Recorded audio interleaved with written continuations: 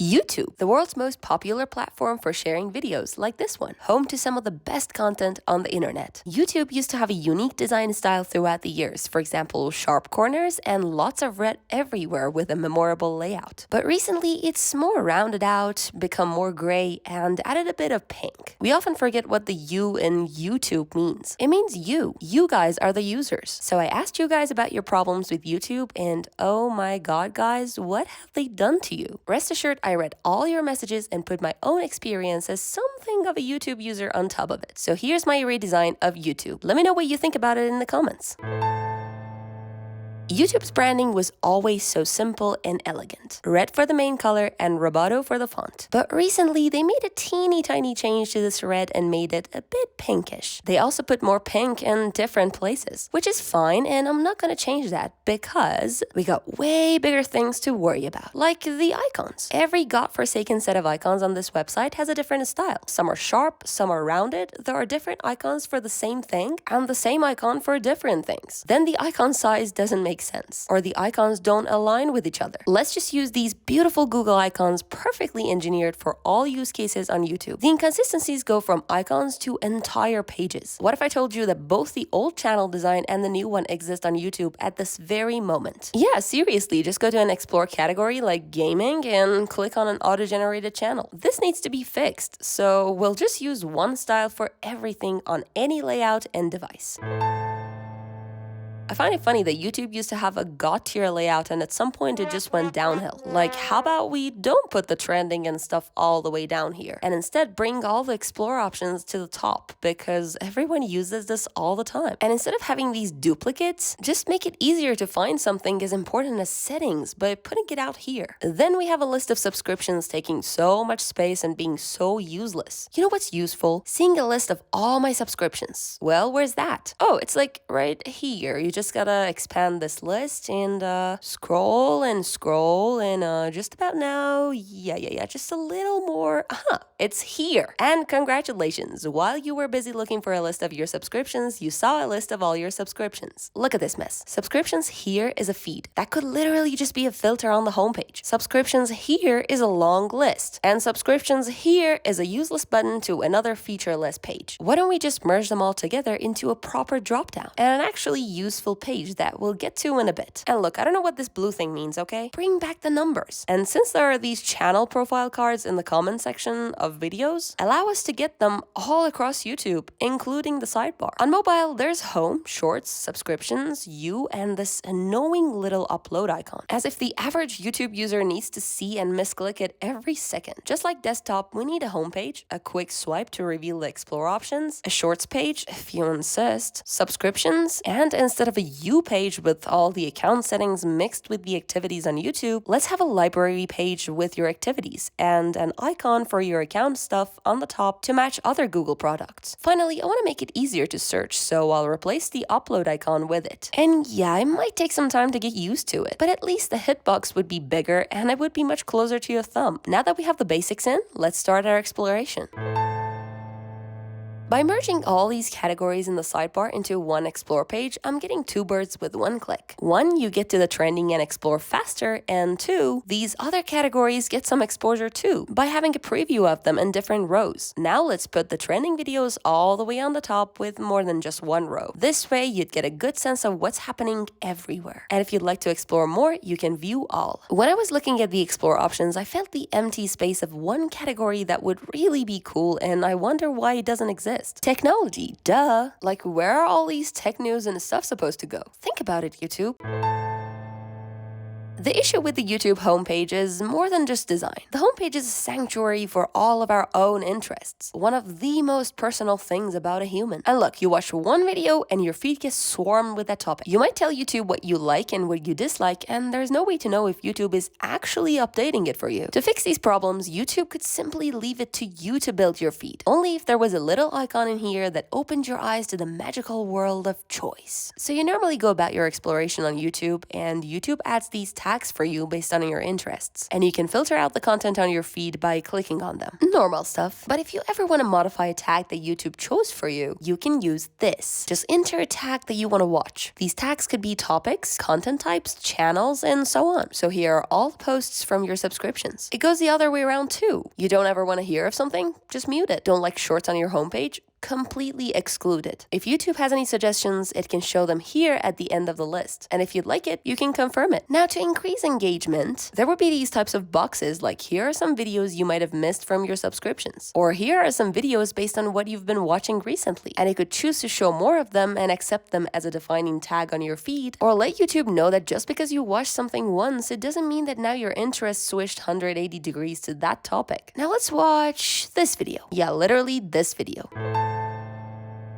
This is the most important page of YouTube. I mean, this is YouTube, and we're all used to this layout, more or less. Videos up here, comments down here, and suggestions on the side. As someone who designs, I'd say this layout is pretty inefficient, because if you want to read the comments, you scroll completely out of the videos. So by that logic, it would make sense why YouTube decided to test this design a while back. But as a human and someone who uses the site, I'd say it looked bad and kind of introduced more problems than it was trying to solve. For example, comments had less space to grow, so we had to scroll more. And related videos has so little space, and that's why it made everyone mad. So let's stick with this familiar face and fix its problems instead. Like whatever kind of abomination this is. Why is channel name repeated here? The view count and publish date are written so close to the style of the description that makes them harder to see. And this isn't even the actual date. Why don't we bring them up next to the main info about the video and free up more space? And while we're here, can we talk about how misunderstood YouTube is about watch later? It's not a playlist. It's me saying I don't have time now and I want to remember to watch it later. So don't give me this pop-up. Instead, let me do it with one click. So later, when I finish watching the video, I'd see this huge reminder so I could remove it if I don't want it piling up in my watch later list. And finally, about dislikes. I say bring it back, but bring it back for everyone, including the comments.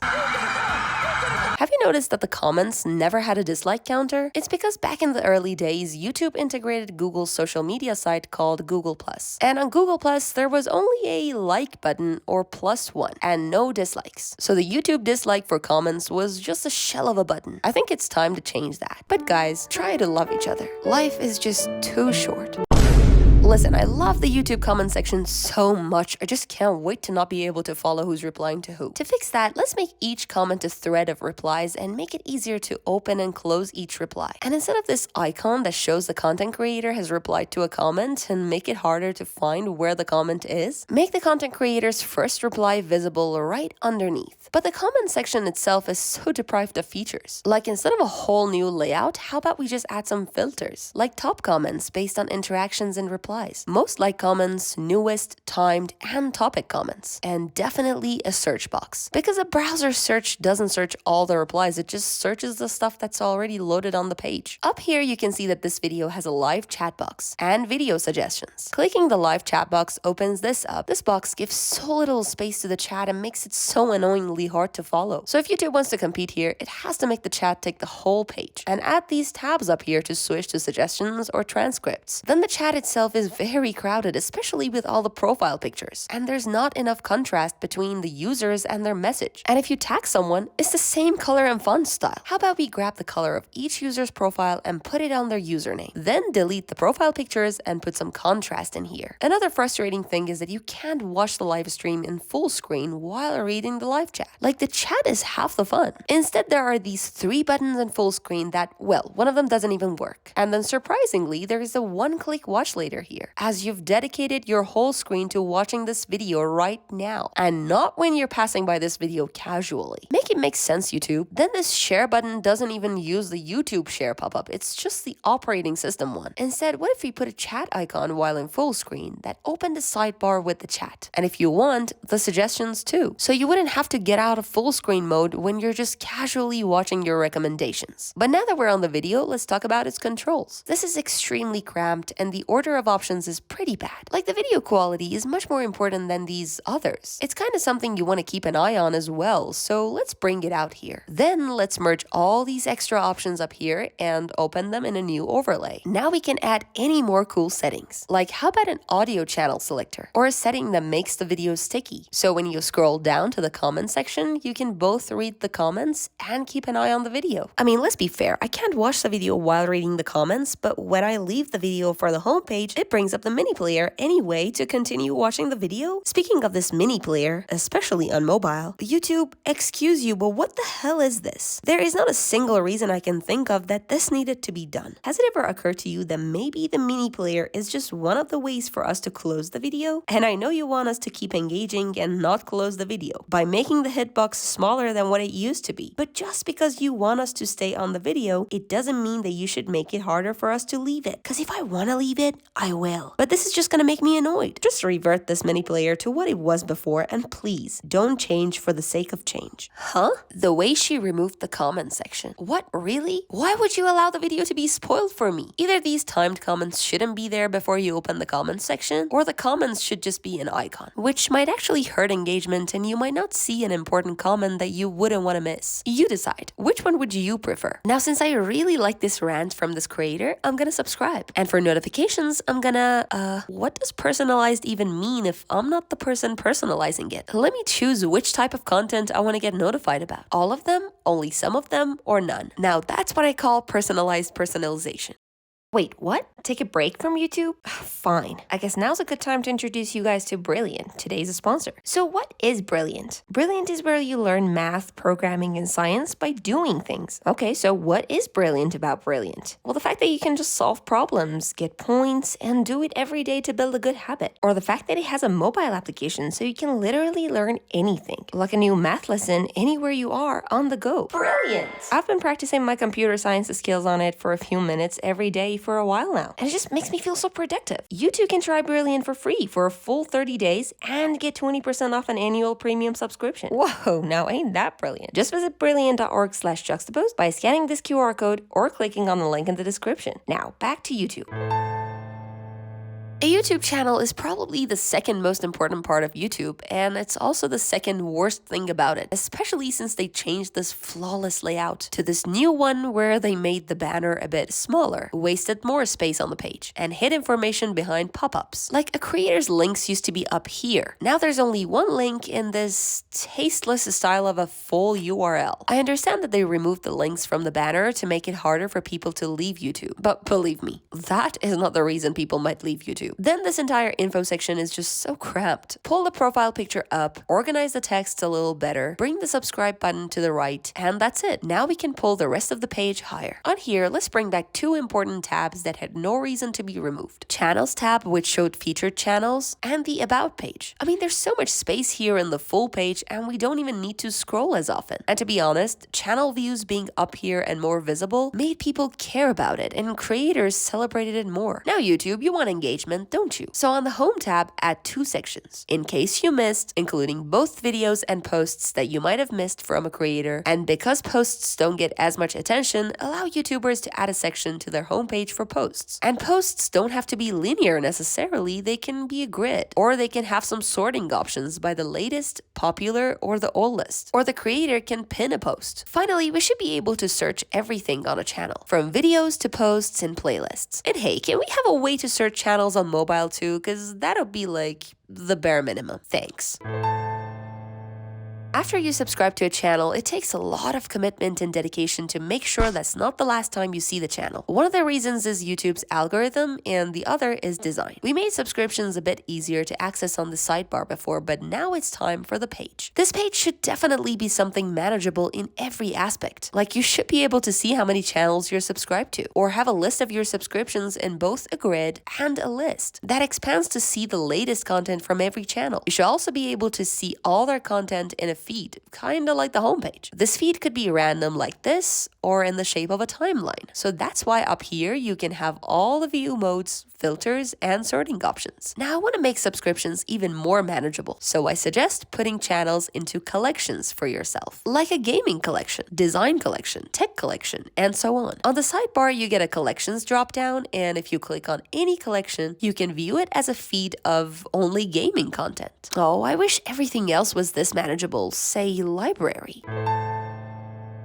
Your library has your history, watch later, liked videos, playlists, downloads, clips, and so on. On mobile, it's kind of a mess because watch later and liked videos are treated like a playlist and therefore not as easy to access. Watch later and liked videos should be their own rows. On desktop, you have this library page that really is just a bad version of the current mobile page. Because why is there another Switch account thing here? Was this page even necessary if I already have all the options in the sidebar? These sections themselves lack the most basic sorting or filtering. Like, look at my history. Okay, maybe don't look too carefully. Once I want to see what the oldest video I watched or a certain video on a certain date, I'm literally cooked. It's as simple as adding a bunch of filters and giving it a grid view so it's easier to go through the timeline. Now just take this recipe and apply it on watch later, liked videos, playlists, and so on. And out of all these, playlists deserve to be drop downs in the sidebar. So you can click on one and instead of taking half the page on this side for nothing, just turn it into a box up here with full info about the playlist, like total video duration, more filters, and a search bar. Plus, it would be amazing to select videos and take bulk actions on them. Oh look, we have a notification. Actually, I think one of my friends would be interested in this video, so let me share it.